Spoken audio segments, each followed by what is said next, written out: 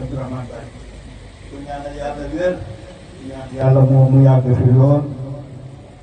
yal na fi yàgg lool te ànd wér bis bi nag bisu sant yàlla la ñu gën si daaw ren bi taxawoon ñaan yàlla fekkee ko ren yàlla may ñu fekkee kon ku fi nekk rek war na sant yàlla waaye nag cant gi ñu gërëmee ko sunu xarit sunu mbokk sunu wóolare si meer la ndax man daal la ala xayri ka faay yaa jëf bi tax nit ñi man fi daje kon bu ñuy sant bu ñu sante yàlla ba noppi dañ leen sant ndax ne man lam yaskuru naas laa yaskuru ma kon laam bu lay sant ñu dalal kilifa bi bu baax nag di bàyyee micro bi sëriñ mbir bilal xam baa ngi nii ñu jàngee xam bu ñu noppi alors ñaan bi mu bàyyi laam ci mu continuer programme incha allah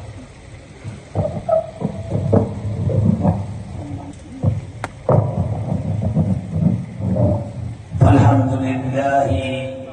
حق حمده حمدا يدوم مثل ملك الله يجري مع الدهر بلا تنادي صلى وسلم على سي الفضل محمد خاتم كل الرسل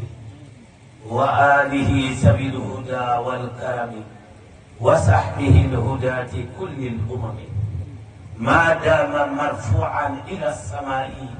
أيدي سوي الحاجات للدعاء وعلى آله وأصحابه ومن تبعهم بإحسان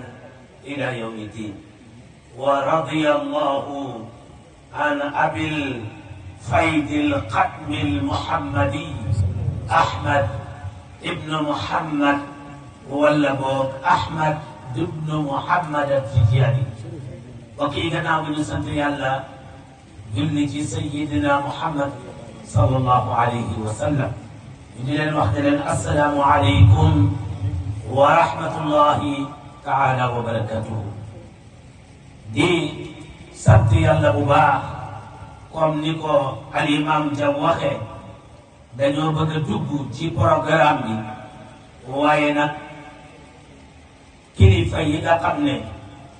jot nañ leen fee fekk ak mboolem waa jataay bi ñu ngi leen di masawu di wax ne itam nag ak si nañu cuur ñu war a mottali alquran yi doon jàng ak salaat wi ba noppi dellu ko commencé at ba beneen atati loolu yi nag dañuy bàyyee kaddu gi sëriñ bi mu waxtaan ak mbooloo mi ñu daal di jàng xatmu bi insha allah